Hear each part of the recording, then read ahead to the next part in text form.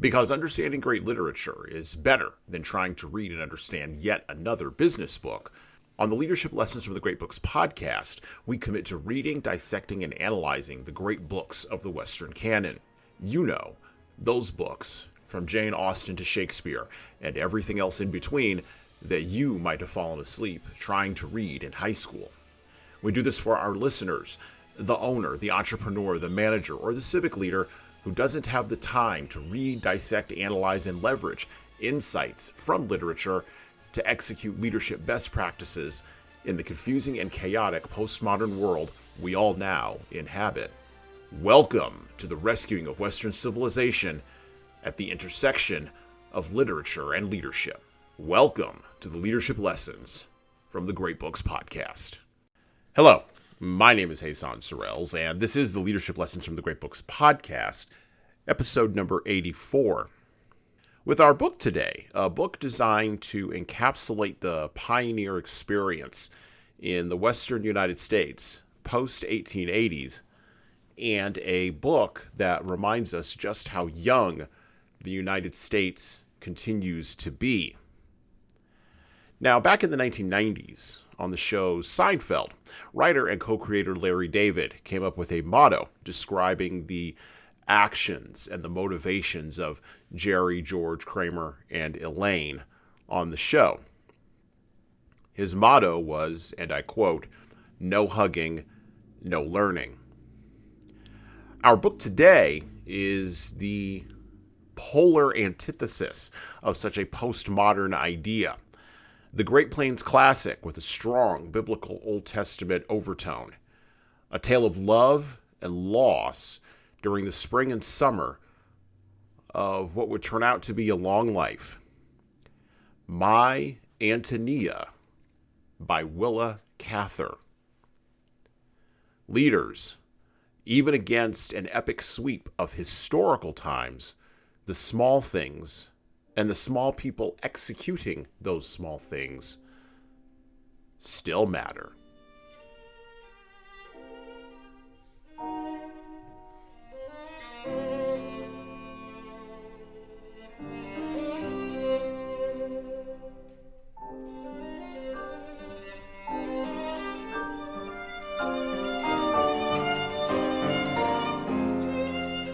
And we start off in the Barnes & Noble's Classics version of My Antonia by Willa Cather, with an introduction and notes by Gordon Tapper. I would encourage you to go out and pick it up. So from Book 1, Chapter 1, The Shimmerdas. I first heard of Antonia on what seemed to me an interminable journey across the great Midland Plain of North America. I was 10 years old then. I lost both my father and mother within a year, and my Virginia relatives were sending me out to my grandparents who lived in Nebraska. I traveled in the care of a mountain boy, Jake Marpole, one of the hands on my father's old farm under the Blue Ridge, who was now going west to work for my grandfather. Jake's experience of the world was not much wider than mine. He had never been in a railway train until the morning we set out together to try our fortunes in a new world. We went all the way in day coaches, becoming more sticky and grimy with each stage of the journey. Jake brought everything the newsboys offered him: candy, oranges, brass collar buttons, a watch charm, and for me, a Life of Jesse James, which I remember as one of the most satisfactory books I have ever read. Beyond Chicago, we were under the protection of a friendly passenger conductor who knew all about the country to which we were going and gave us a great deal of advice in exchange for our confidence. He seemed to us an experienced and worldly man who had been almost everywhere. In his conversation, he threw out lightly the names of distant states and cities. He wore the rings and pins and badges of different fraternal orders to which he pledged. Even his cuff buttons were engraved with hieroglyphics, and he was more inscribed than an Egyptian obelisk. Once, when he sat down to chat, he told us that the immigrant car ahead, there was a family from across the water whose destination was the same as ours. They can't any of them speak English except for one little girl, and all she can say is, "We go Black Hawk, Nebraska." She's not much older than you, 12 or 13 maybe, and she's as bright as a new dollar. Don't you want to go ahead and see her, Jimmy? She's got the pretty brown eyes, too. This last remark made me bashful, and I shook my head and settled down to Jesse James. Jake nodded at me approvingly and said you were likely to get diseases from foreigners. I do not remember crossing the Missouri River or anything about the long day's journey through Nebraska. Probably by that time I had crossed so many rivers that I was dull to them. The only thing very noticeable about Nebraska was that it was still, all day long, Nebraska. I had been sleeping curled up in a red plush seat for a long time when we reached Blackhawk. Jake roused me and took me by the hand. We stumbled down from the train to a wooden siding where men were running along with lanterns. I couldn't see any town or even distant lights. We were surrounded by utter darkness. The engine was panting heavily after its long run. In the red glow from the firebox, a group of people stood huddled together on the platform, encumbered by bundles and boxes. I knew this must be the immigrant family the conductor had told us about. The woman wore a fringed shawl tied over her head as she carried a little tin trunk in her arms, hugging it as if it were a baby. There was an old man, tall and stooped. Two half-grown boys and a girl stood holding oilcloth bundles, and a little girl clung to her mother's skirts.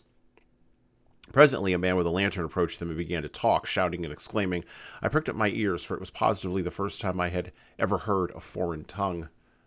Another lantern came along. A bantering voice called out, "Hello, are you Mr. Burden's folks? If you are, it's me you're looking for. I'm Otto Fuchs. I'm Mr. Burden's hired man, and I'm to drive you out. Hello, Jimmy. Aren't you scared to come so far west?" I turned up with interest at the new face in the lantern light. He might have stepped out of the pages of Jesse James. He wore a sombrero hat with a wide leather band and a bright buckle, and the ends of his mustache were twisted up stiffly like little horns. He looked lively and ferocious, I thought, and as if he had a history. A long scar ran across one cheek and drew the corner of his mouth up in a sinister curl. The top of his left ear was gone, and his skin was as brown as an Indian's. Surely this was the face of a desperado. As he walked about the platform in his high-heeled boots, looking for our trunks, I saw that he was a rather slight man, quick and wiry and light on his feet. He told us we had a long night drive ahead of us and had better be on the hike. He led us to the hitching bar where 2 farm wagons were tied, and I saw the foreign family crowding into one of them. The other one was for us. Jake got on the front seat with Otto Fuchs, and I rode on the straw in the bottom of the wagon box, covered up with a buffalo hide. The immigrants rumbled off into the empty darkness, and we followed them. I tried to go to sleep, but the jolting made me bite my tongue, and I soon began to ache all over. When the straw settled down, I had a hard bed. Cautiously, I slipped from under the buffalo hide and got up on my knees and peered over the side of the wagon. There seemed to be nothing to see. No fences, no creeks or trees, no hills or fields. If there was a road, I could not make it out in the faint starlight. There was nothing but land, not a country at all, but the material out of which countries are made. No, there was nothing but land, slight, undulating, I knew, because often our wheels ground against the brake as we went down into a hollow and lurched up again the other side. I had a feeling that the world was left behind, that we had gotten over the edge of it and were outside man's jurisdiction. I had never looked up before at the sky when there was not a familiar mountain ridge against it. But this was the complete dome of heaven, all there was of it. I did not believe that my dead father and mother were watching me from up there. They would still be looking for me in the sheepfold down by the creek or along the white road that led to the mountain pastures. I had left even their spirits behind me.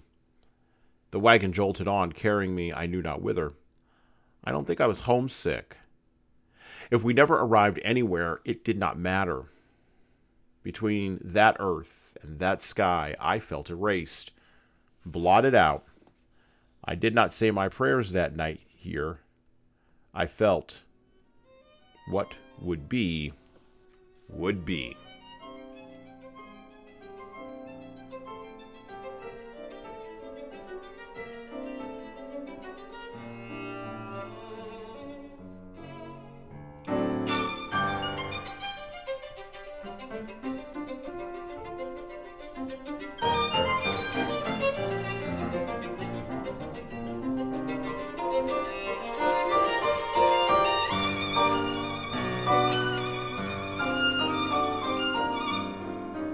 Willa Cather, born December 7th, 1873. She died April 24th, 1947, was a writer of the late Romantic period of American letters, and interestingly enough, a favorite of my grandma. My grandma really loved Willa Cather's writing, and I was exposed to a lot of it as a child. she sought in her writing to bridge the gap between Walt Whitman and the post-Civil War writers of American expansion across the West and fundamentally across the globe as America, particularly post-World War I America, began to be more astride and behave more astride the international stage.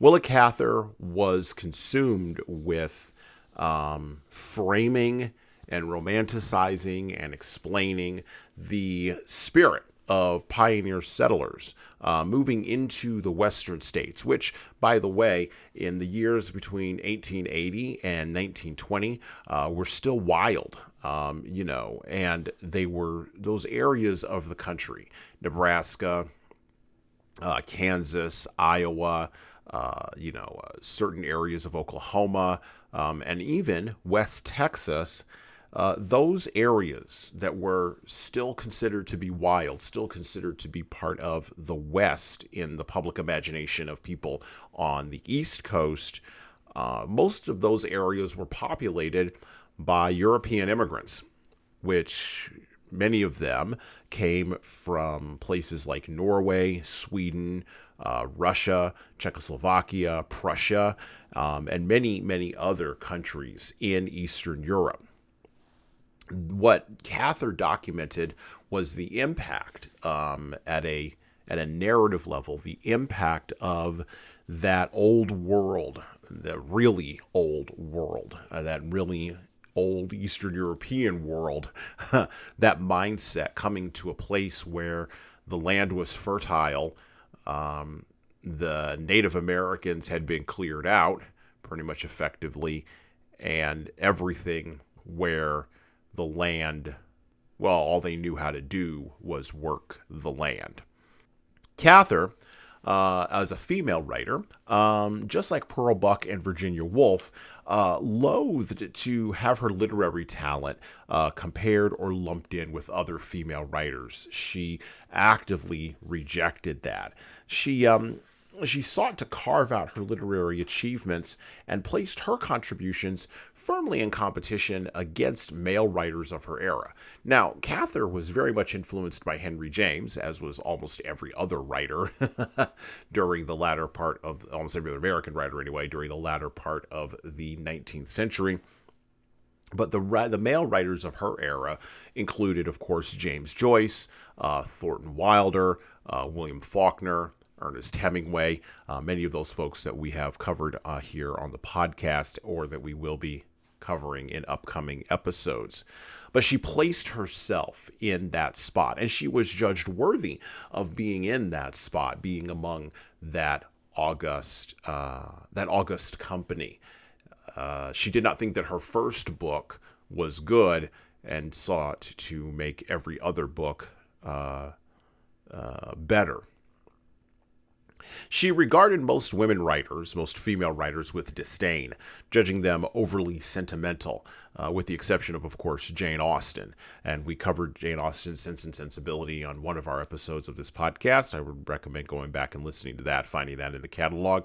But she valued Austen, but then most other female writers she kind of tossed away. Now, we live in a postmodern era where the personal is political, and where the private and public spheres of an artist have collapsed together.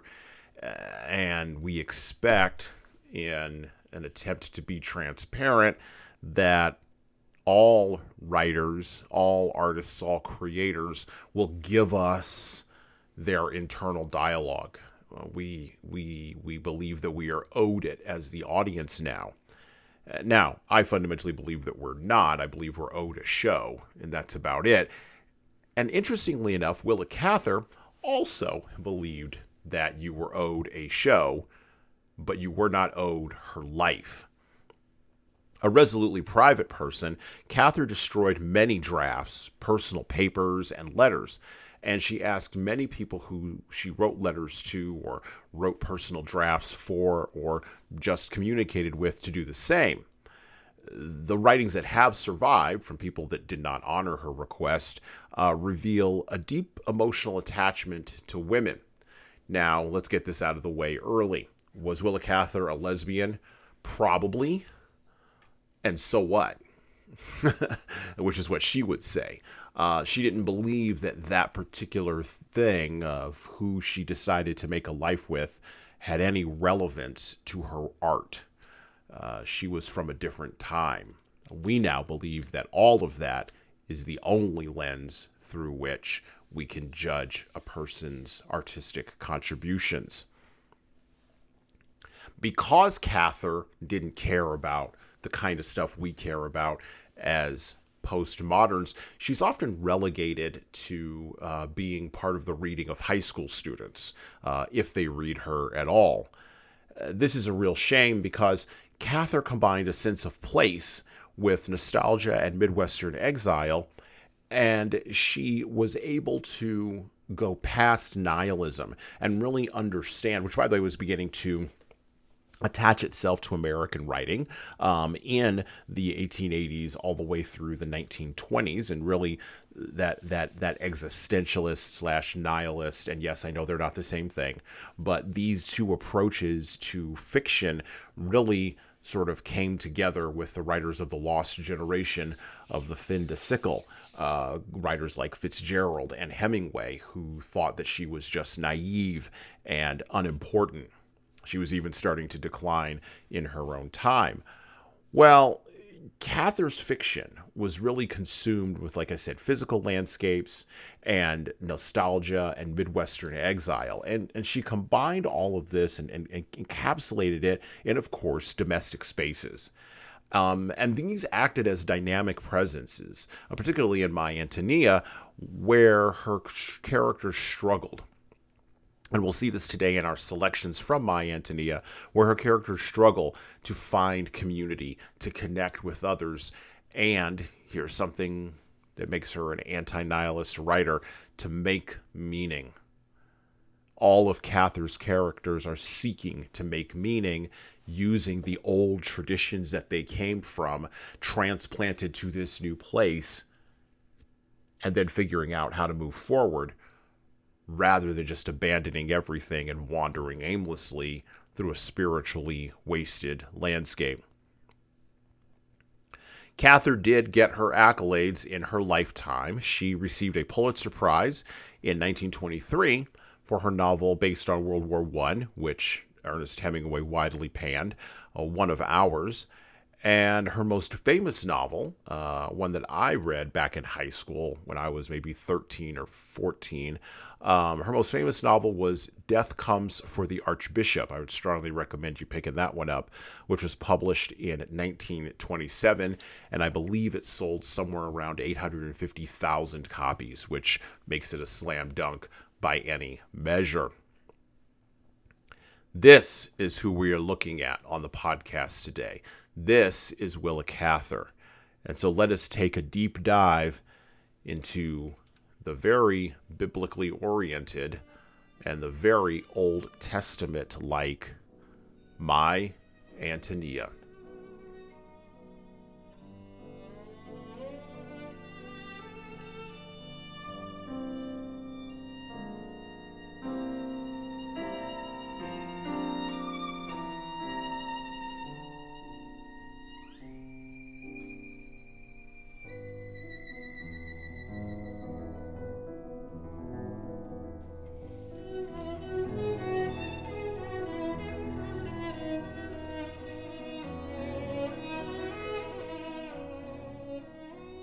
Back to the book, back to My Antonia. We're still in book one. We're talking about the Shimerdas. We're introduced to them.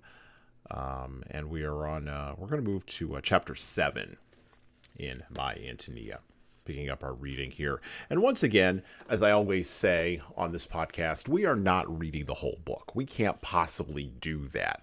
Matter of fact, I recommend you go pick it up. I recommend you go listen to the audiobook version of this. We are just reading excerpts from My Antonia, and then we are examining them through a lens of leadership, through a lens of understanding about worldviews and about postures, so that we can make better decisions as leaders in our fractured times. Back to the book. We were examining a big hole with two entrances. The burrow, and by the way, this is now on the farm, right? Where Jim is living with Antonia. He's met Antonia. He's met the Shimmerdaws. He's also met his grandfather and his grandmother, and he's getting inculcated into the community. And so we're picking this up in, like I said, in chapter 7. We were examining a big hole with two entrances. The burrow sloped into the ground at a gentle angle so that we could see where the two corridors united, and the floor was dusty from use, like a little highway over which much travel went. I was walking backward in a crouching position when I heard Antonia scream. She was standing opposite me, pointing behind me and shouting something in Bohemian. I whirled round, and there, on one of those dry gravel beds, was the biggest snake I had ever seen. He was sunning himself after the cold night, and he must have been asleep when Antonia screamed. When I turned, he was lying in long, loose waves like a letter W. He twitched and began to coil slowly. He was not merely a big snake, I thought. He was a circus monstrosity. His abdominal muscularity, his loathsome fluid motion somehow made me sick. He was as thick as my leg and looked as if millstones couldn't crush the disgusting vitality out of him. He lifted his hideous little head and rattled. I didn't run because I didn't think of it. If my back had been against a stone wall, I couldn't have felt more cornered. I saw his coils tighten. Now he would spring his length. I remembered. I ran up and drove at his head with my spade, struck him fairly across the neck, and in a minute he was all about my feet in wavy loops. I struck now from hate. Antonia, barefooted as she was, ran up behind me. Even after I pounded his ugly head flat, his body kept on coiling and winding, doubling and falling back on itself. I walked away and turned my back. I felt seasick. Antonia came after me, crying, "Oh, Jimmy, he not bite you? You sure? Why you not run when I say?" "What did you jabber bohunk for? You might have told me there was a snake behind me," I said petulantly. "I know, I am just awful, Jim. I was so scared." She took my handkerchief from my pocket and tried to wipe my face with it, but I snatched it away from her. I suppose I looked as sick as I felt. "I never know you was so brave, Jim," she went on comfortingly. "You just like big mans. You wait for him to lift his head, then you go for him. Ain't you scared a bit? Now we take that snake home and show everybody. Nobody ain't seen in this country so big snake like you kill." She went on like this strain until I began to think that I had longed for this opportunity and inhaled it with joy. Cautiously, we went back to the snake. He was still groping with his tail, turning up his ugly belly in the light. A faint, fetid smell came from him, and a thread of green liquid oozed from his crushed head. "Look, Tony, that's his poison," I said. I took a long piece of string from my pocket as she lifted his head with a spade while I tied a noose around it. We pulled him out straight and measured him by my riding quirt. He was about 5.5 feet long. He had 12 rattles, but they were broken off before they began to taper. So I insisted that he must once have had 24. I explained to Antonia how this meant that he was 24 years old, that he must have been there when white men first came, left on from Buffalo in Indian times. As I turned him over, I began to feel proud of him, to have kind of respect for his age and size. He seemed like the ancient eldest evil. Certainly his kind have left horrible, unconscious memories in all warm-blooded life. When we dragged him down into the draw, Dude sprang off to the end of his tether and shivered all over, wouldn't let us come near him. We decided that Antonia should ride Dude home, and I would walk. As she rode along slowly, her bare legs swinging against the pony's side, she kept shouting back to me about how astonished everybody would be. I followed with the spade over my shoulder, dragging my snake. Her exultation was contagious. The great land had never looked to me so big and free. If the red grass were full of rattlers, I was equal to them all. Nevertheless, I stole furtive glances behind me now and then to see that no avenging mate, older and bigger than my quarry, was racing up from the rear. The sun had set when we reached our garden and went down the draw toward the house. Otto Fuchs was the first one we met. He was sitting on the edge of the cattle pond having a quiet pipe before supper. Antonia called him to come quick and look. He did not say anything for a minute, but scratched his head and turned the snake over with his boot. "Where did you run onto that beauty, Jim?" "Up at the dog town," I answered laconically. "Kill him yourself? How come you have no weapon?" "I've been up to Russian Peter's to borrow a spade for Ambrose." Otto shook the ashes out of his pipe and squatted down to count the rattles. "It was just luck you had a tool," he said cautiously. Gosh, I wouldn't want to do any business with that fellow myself unless I had a fence post along. Your grandmother's snake cane wouldn't be more than a tickle to him. He could stand right up and talk to you, he could. Did he fight hard? Antonia broke in. He fights something awful. He is all over Jimmy's boots. I screamed for him to run, but he just hit and hit that snake like he was crazy. Otto winked at me. Even after Antonia rode on, he said, got him in the head the first crack, didn't you? Well, that was just as well. We hung him up on the windmill, and when I went down to the kitchen, I found Antonia standing in the middle of the floor, telling the story with a great deal of color. Subsequent experiences with rattlesnakes taught me that my first encounter was fortunate in circumstance. My big rattler was old, and he had led too easy a life. There was not much fight in him. He had probably lived there for years, with a fat prairie dog for breakfast whenever he felt like it, a sheltered home, even an owl feather bed perhaps, and he had forgot that the world doesn't owe rattlers a living. A snake of his size, in fighting trim, would be more than any boy could handle. So in reality, it was a mock adventure. The game was fixed for me by chance, as it probably was for many a dragon slayer. I had been adequately armed by Russian Peter. The snake was old and lazy, and I had Antonia beside me to appreciate and admire.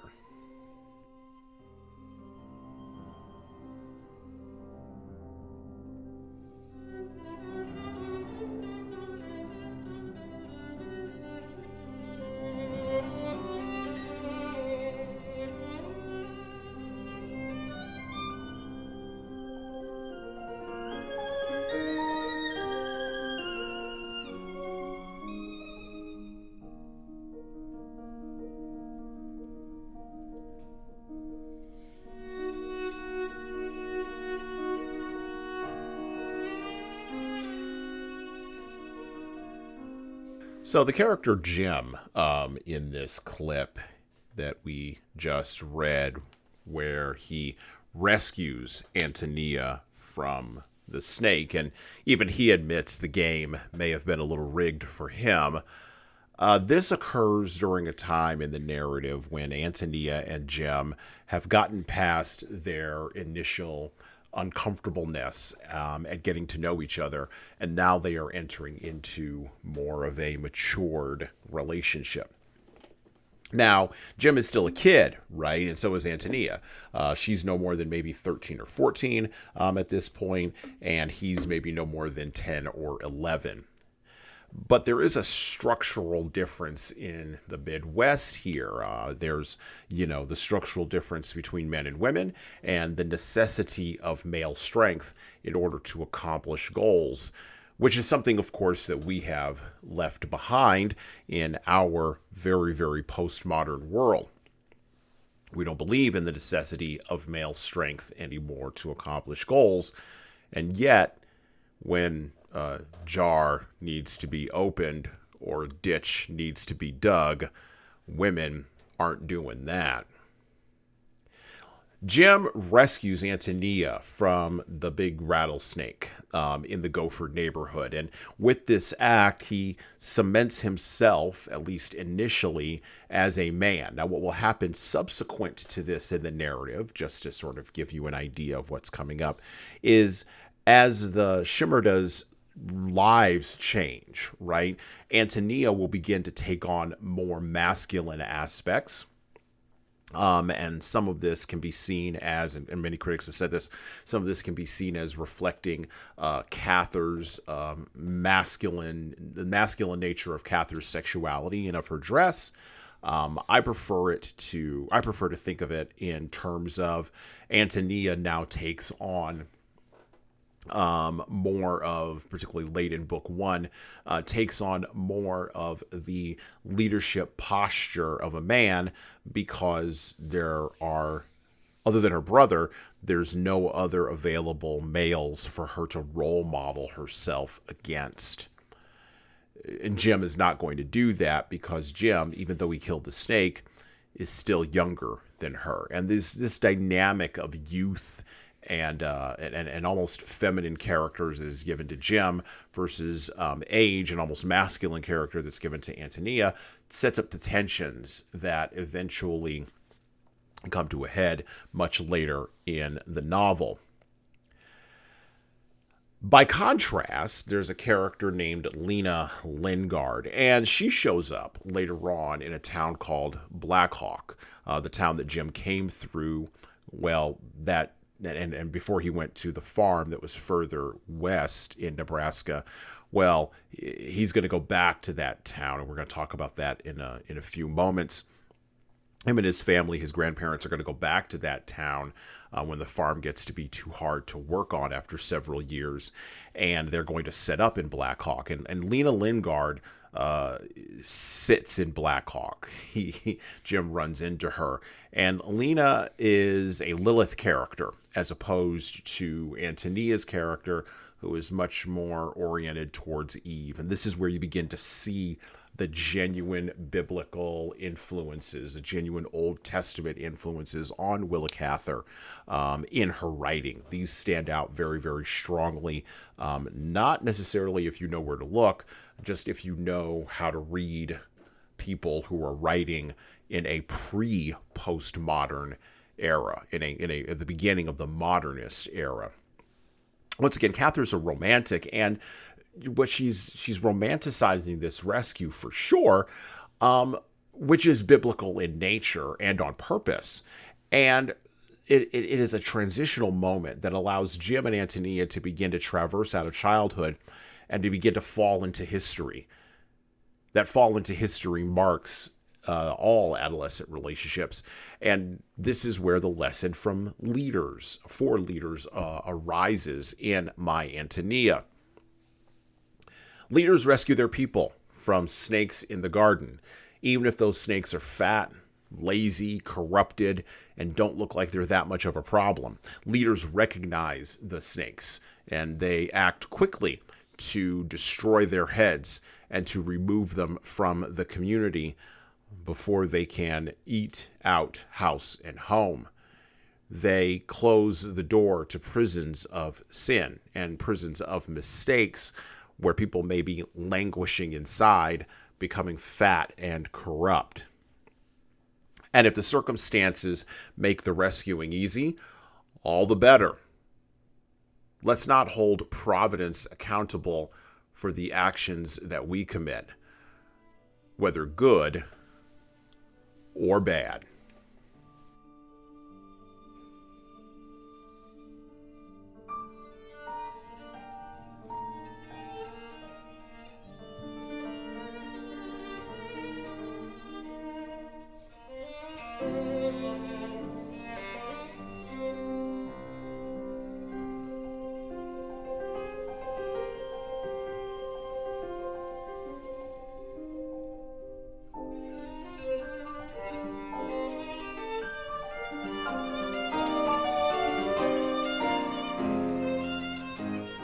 Back to the book, back to My Antonia. So we're going to move around a bit for this next part.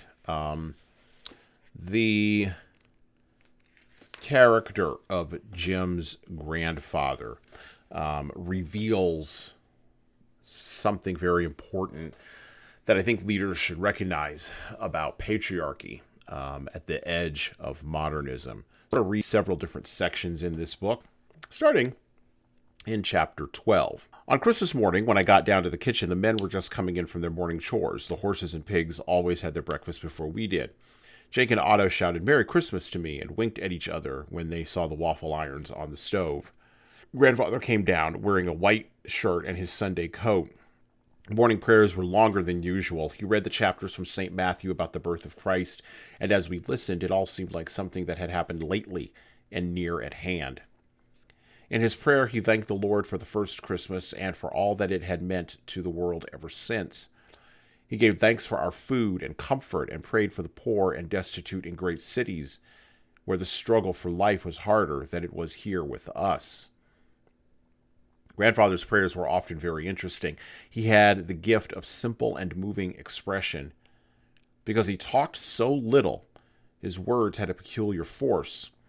They were not worn dull from constant use. His prayers reflected what he was thinking about at the time, and it was chiefly through them that we got to know his feelings and his views about things.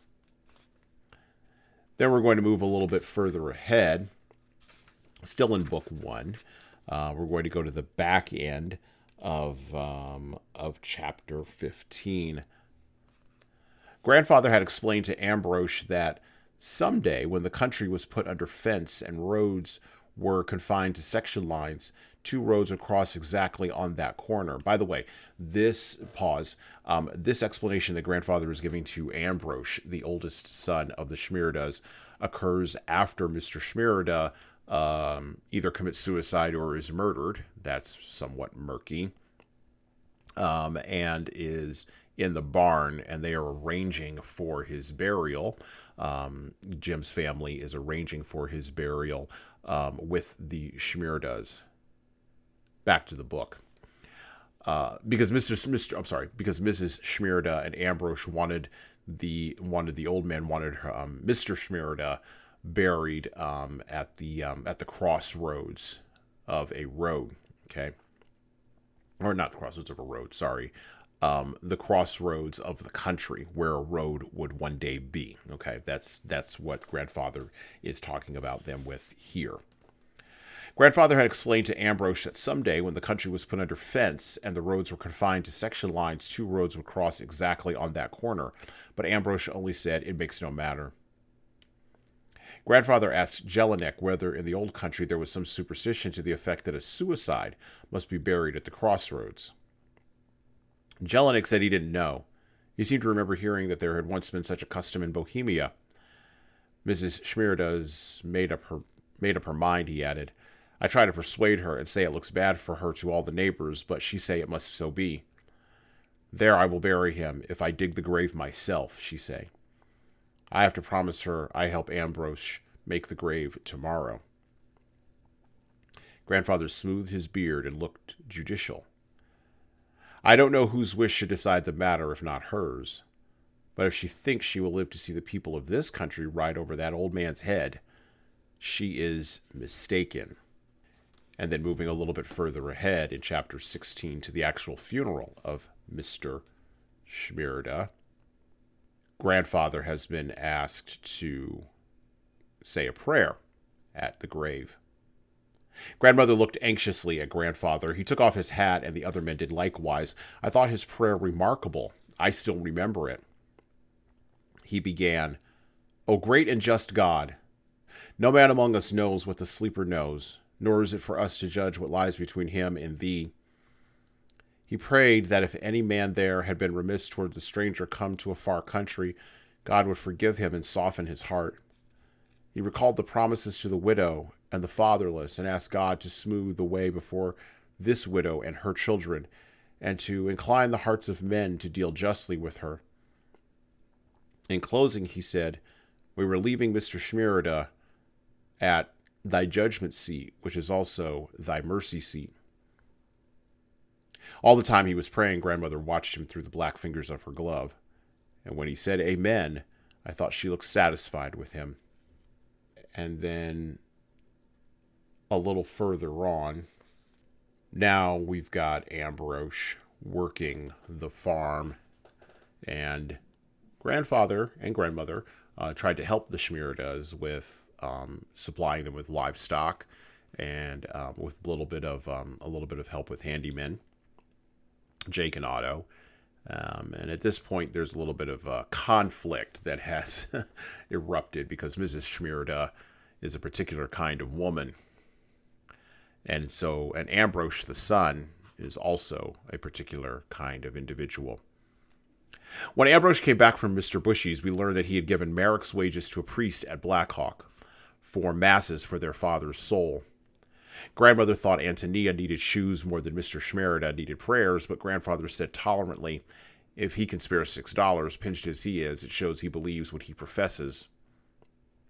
It was Grandfather who brought about a reconciliation with the Shmiridas. One morning he told us that the small grain was coming in so well he thought he would begin to cut his wheat on the 1st of July. He would need more men, and if it were agreeable to everyone, he would engage Ambrose for the reaping and threshing, as the Shmiridas had no small grain of their own. I think, Emmeline, he concluded, I will ask Antonia to come over and help you in the kitchen. She'll be glad to earn something, and it will be a good time to end misunderstandings. I may as well ride over this morning and make arrangements. Do you want to go with me, Jim? His tone told me that he had already decided for me. After breakfast, we set off together. When Mrs. Schmierda saw us coming, she ran from her door down into the draw behind the stable, as if she did not want to meet us. Grandfather smiled to himself while he tied his horse, and we followed her. Behind the barn, we came upon a funny sight. The cow had evidently been grazing somewhere in the draw. Mrs. Schmierda had run up to the animal, pulled up the lariat pin, and when we came upon her, she was trying to hide the cow in an old cave in the bank. As the hole was narrow and dark, the cow held back, and the old woman was slapping and pushing at her hind quarters, trying to spank her into the draw side. Grandfather ignored her singular occupation and greeted her politely. "Good morning, Mrs. Schmierda. Can you tell me where I will find Ambrose? Which field?" "He with the sod corn." She pointed toward the north, still standing in front of the cow, as if she had hoped to conceal it. "His sod corn will be good for fodder this winter," said Grandfather encouragingly. "And where is Antonia?" "She go with." Mrs. Schmierda kept wiggling her bare feet about nervously in the dust. "Very well, I will ride up there. I want them to come over and help me cut my oats and wheat next month. I will pay them wages. Good morning." "By the way, Mrs. Schmierda," he said as he turned up the path, "I think we may as well call it square. About the cow." She started and clutched the rope tighter. Seeing that she did not understand, Grandfather turned back. "You need not pay me anything more. No more money. The cow is yours." "Pay no more, keep cow?" she asked in a bewildered tone, her narrow eyes snapping at us in the sunlight. "Exactly. Pay no more. Keep cow." He nodded. Mrs. Schmierda dropped the rope, ran after us, and, crouching down beside Grandfather, she took his hand and kissed it. I doubt if he had ever been so much embarrassed before. I was a little startled, too. Somehow, that seemed to bring the old world very close. We rode away, laughing, and Grandfather said, "I expect she thought we had come to take the cow away for certain, Jim. I wonder if she wouldn't have scratched a little if we'd laid hold of that lariat rope."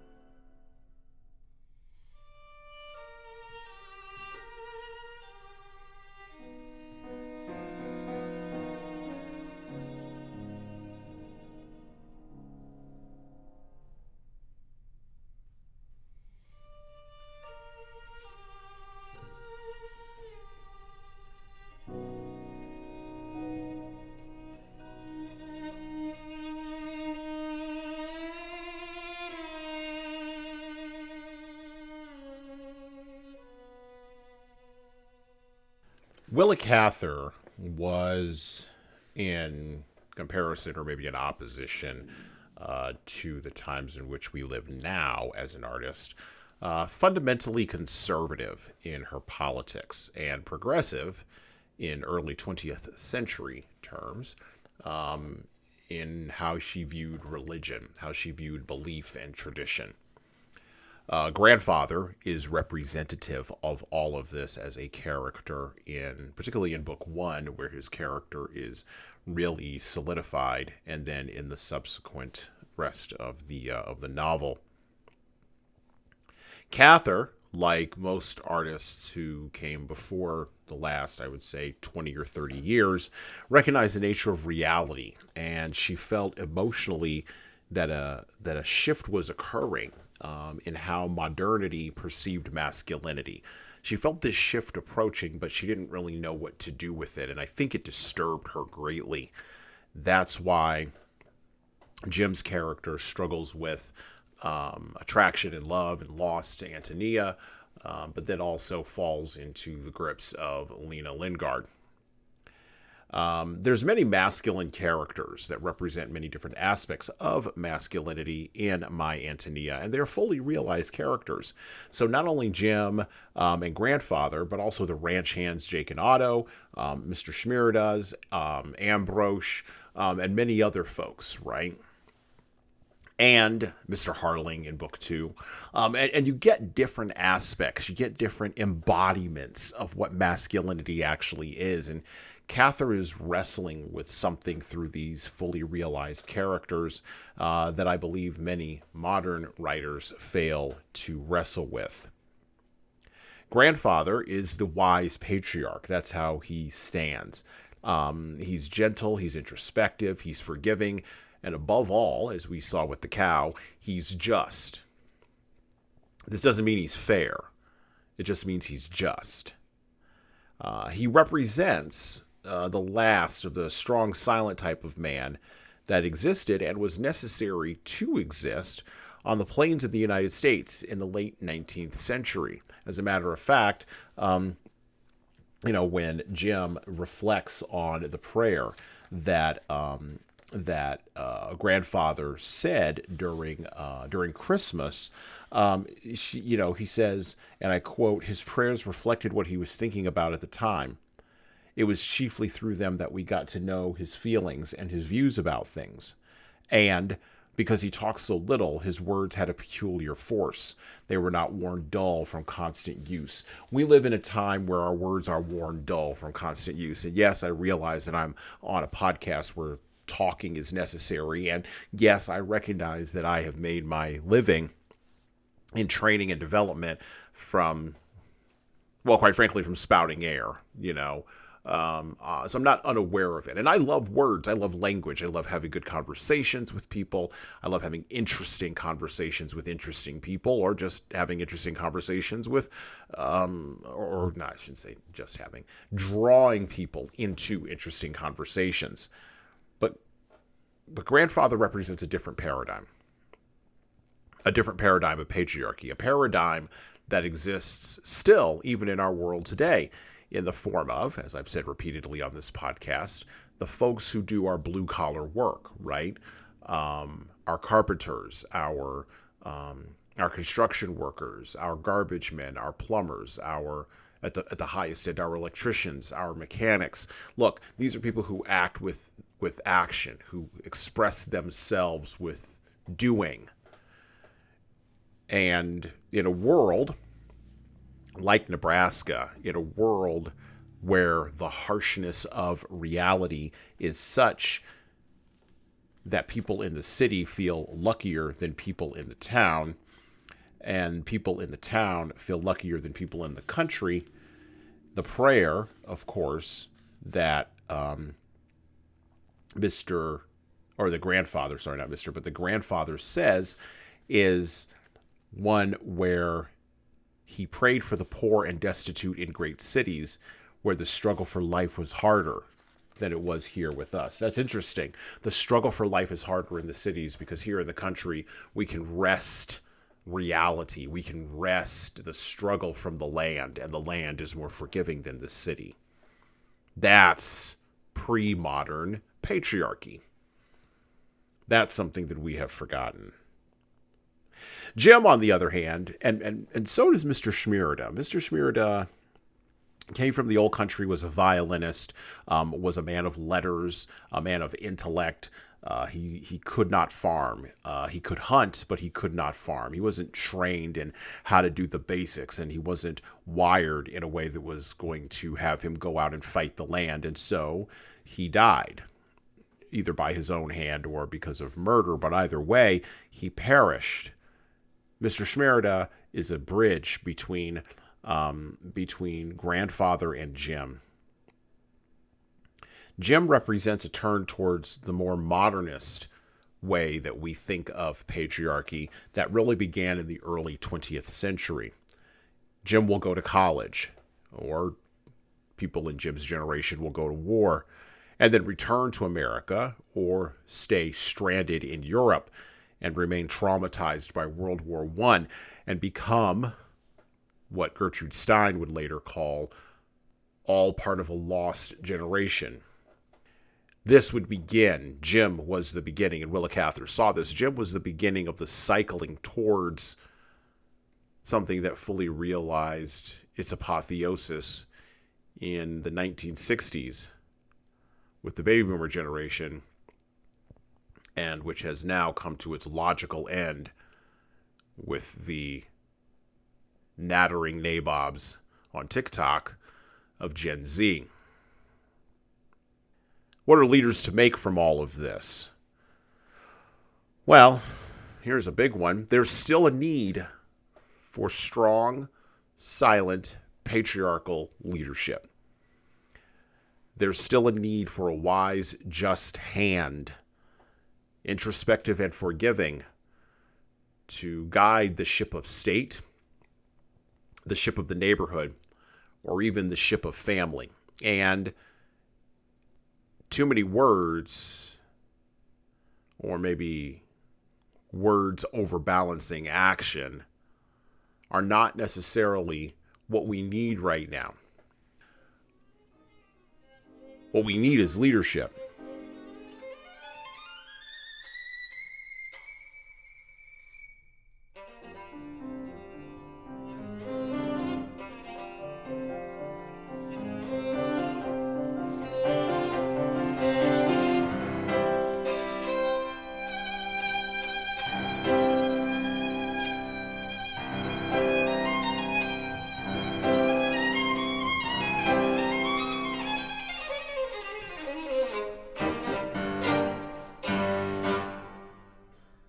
Back to the book, back to my Antonia. We're rounding the corner here on the book. And again, not reading the whole thing, not even close. I would recommend you go out and pick up the Barnes & Noble Classics edition with the introduction and notes by Gordon Tapper. It's got plenty of footnotes in it. Go get this book. So we're going to pick up from book 2, chapter 1. A little bit of a change is occurring here in Jem's life. I had been living with my grandfather for nearly 3 years when he decided to move to Black Hawk. He and grandmother were getting old for the heavy work of a farm, and as I was now 13, they thought I ought to be going to school. Accordingly, our homestead was rented to that good woman, the widow Stevens, and her bachelor brother, and we brought Preacher White's house at the north end of Black Hawk. This was the first townhouse one passed driving in from the farm, a landmark which told country people their long ride was over. We were to move to Black Hawk in March, and as soon as grandfather had fixed the date, he let Jake and Otto know of his intention. Otto said he would not be likely to find another place that suited him so well that he was tired of farming and thought he would go back to what he called the Wild West. Jake Marple, lured by Otto's stories of adventure, decided to go with him. We did our best to dissuade Jake. He was so handicapped by illiteracy and by his trusting disposition that he would be an easy prey to sharpers. Grandmother begged him to stay among kindly Christian people where he was known, but there was no reasoning with him. He wanted to be a prospector. He thought a silver mine was waiting for him in Colorado. Jake and Otto served us to the last. They moved us into town and put down the carpets in our new house, made shelves and cupboards for grandmother's kitchen, and seemed loath to leave us. But at last they went without a warning. Those two fellows had been faithful to us through sun and storm, had given us things that cannot be bought in any market in the world. With me, they had been like older brothers, had restrained their speech and manners out of care for me, and had given me so much good comradeship. Now they got on the westbound train one morning in their Sunday clothes with their oilcloth valises, and I never saw them again. Months afterward, we got a card from Otto saying that Jake had been down with mountain fever, but now they were both working in the Yankee Girl mine and were doing well. I wrote to them at that address, but my letter was returned to me unclaimed. After that, we never heard from them. Black Hawk, the new world in which we had come to live, was clean, well-planted little prairie town with white fences and good green yards about the dwellings, wide, dusty streets, and shapely little trees growing along the wooden sidewalks. In the center of the town, there were 2 rows of new brick store buildings, a brick schoolhouse, a courthouse, and 4 white churches. Our own house looked down over the town. And from our upstairs windows, we could see the winding line of the river bluffs 2 miles south of us. That river was to be my compensation for the lost freedom of the farming country. We came to Black Hawk in March, and by the end of April, we felt like town people. Grandfather was a deacon in the new Baptist church. Grandmother was busy with church suppers and missionary societies, and I was quite another boy, or thought I was. Suddenly put down among boys of my own age, I found I had a great deal to learn. Before the spring term of school was over, I could fight, play keeps, tease the little girls, and use forbidden words as well as any boy in my class. I was restrained from utter savagery only by the fact that Mrs. Harling, our nearest neighbor, kept an eye on me. And if my behavior went beyond certain bounds, I was not permitted to come into her yard or to play with her jolly children.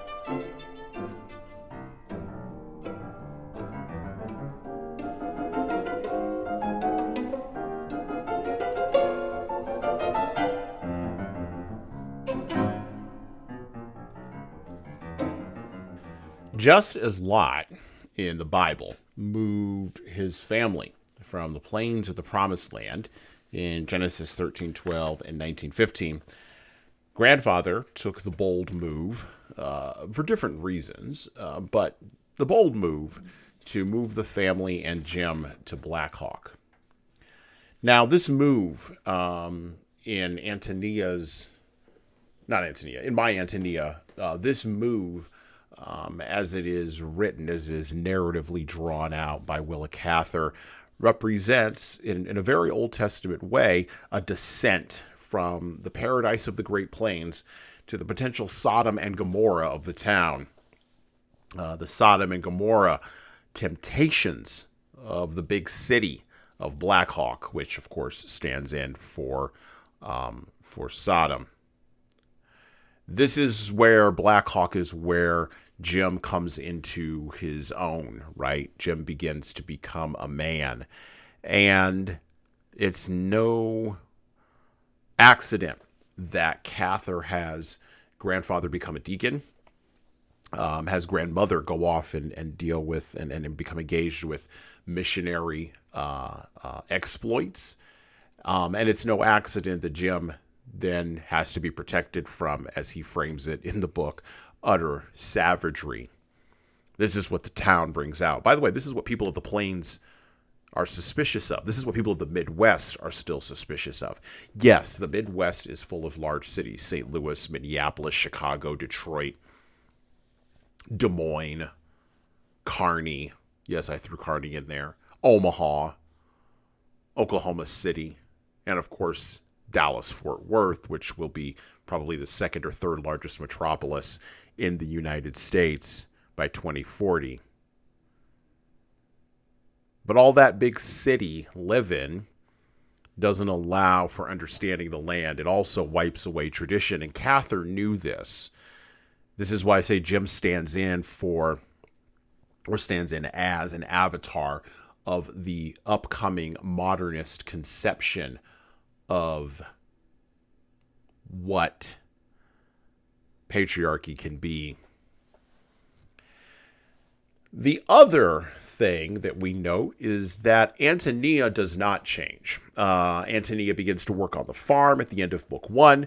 She begins to adopt the mannerisms of her brother and begins to appeal to her brother and begins to work as hard as her brother in an attempt to provide for her family. And Antonia stays on the farm, does not go to town, at least not initially, and she develops into a woman that's not quite fit to be married. Now, many critics have taken from this that, this was Cather's commentary on the sexual mores of her time and the straitjacket she may have found herself in personally and with her orientation. But I think that's a very claptrap kind of reading of this shift that's occurring. I think it's actually more about Antonia representing Eve and representing the stalwart bulwark against descending into history. A reminder of where Jim came from and who Jim used to be. Leaders, what can you learn from this moment at the end of book 1 and going into book 2? Well, what you could take from this is that, as I said before, physical place really does matter. And the descent into history that we do based on physical place can definitely be thrust upon us. And if we are unready and unwilling to accept the terms that this is going to come on, we can fall into utter savagery, particularly when other people who may have our best interests are distracted by both good and godly things.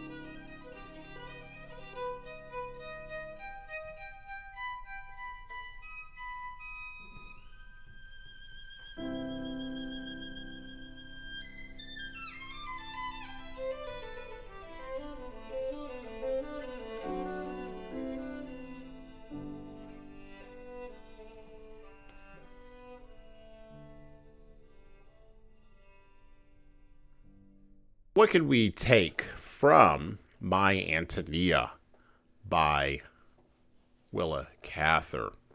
What can we take from these few clips that we have read? What insights can leaders take from the work of Willa Cather? And by the way, wrote a lot of books, not just about the Midwest, but about a lot of different places, and it's worthwhile to pick up her entire catalog and to check it out. I think one of the first things we can learn is from the life of Willa Cather herself. Leaders, it's okay to be private in an increasingly public world. As a matter of fact, I would assert it's necessary. Necessary to drop out, to avoid the chatter, to reject the dominant narrative that says you must be everywhere all of the time. I believe the term is omnichannel. Your business might need to be, but you do not. The other thing that I think we can pull, particularly from book 1 that we read here today, is that leaders rescue their people from the snakes in the garden. They recognize what those snakes are and who those snakes are, and they go about the process of rescuing, and they do it whether the snake has the advantage or not. We still need the patriarchal ideal, and we still need that ideal embodied in men who will do hard work and will do the hard things that are necessary for that ideal to come to fruition, for that ideal to be made manifest. Leaders, it's your job to embody that ideal. Both men and women can embody the patriarchal ideal, by the way. It's just women may have a little bit of a difficult time figuring out how to manifest that.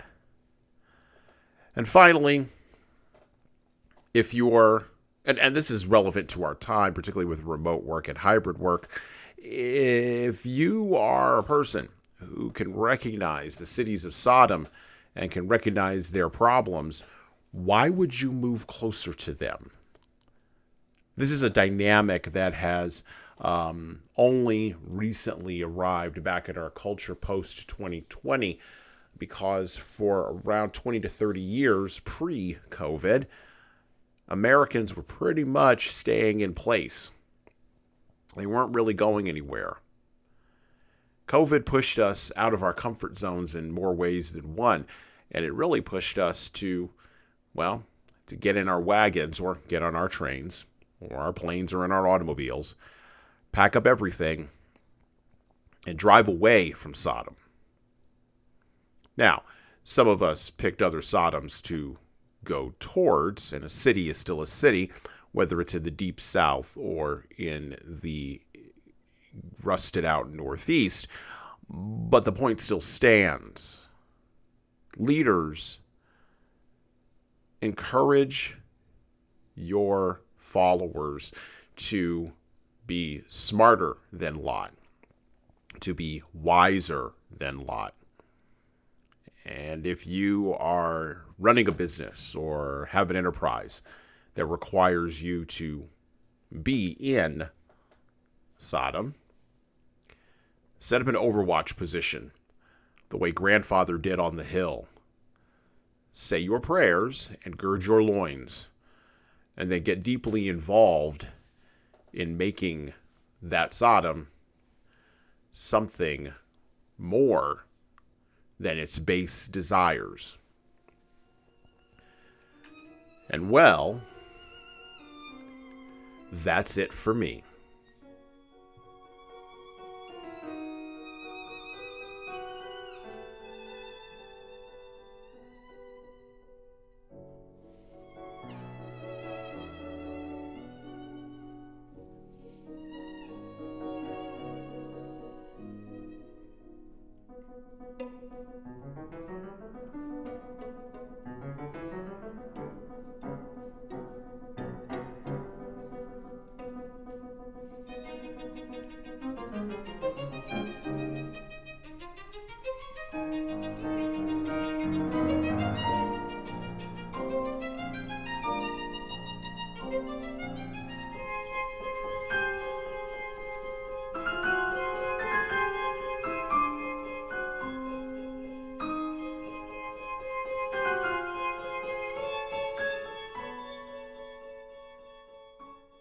Thank you for listening and subscribing to the Leadership Lessons from the Great Books podcast.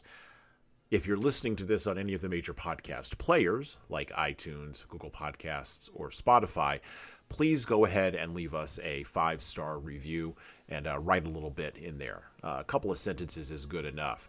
That actually helps us game those algorithms that I was just maybe addressing. And, of course, it helps us grow the show. Tell all your family, tell all your friends, and tell the leaders in your life that you know that need to be listening to this show that this show exists. By the way, if you want to get started on the leadership path yourself, or you know some people who need to go on the leadership path, HSCT Publishing, the home company of Leadership Toolbox and Leadership Lessons from the Great Books podcast, can help you and your team do that. So check out our training webinars, coaching services, and more at leadershiptoolbox.us.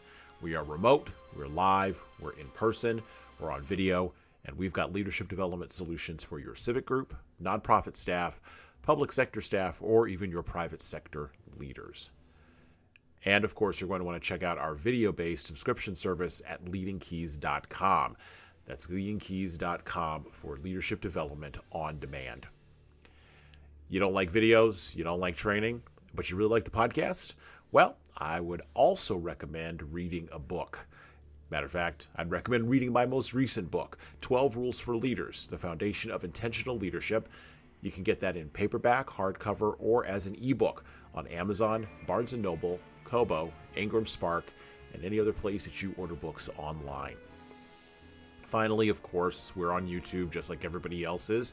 We'd love to have you help us grow the YouTube channel, so like and subscribe to the video version of this podcast on the HSCT Publishing channel on YouTube. Just search for HSCT Publishing, or you can search for Leadership Toolbox and hit the subscribe button. Subscribing helps us grow the show, as it does with the audio, just is the same with the video. All right, that's it for me.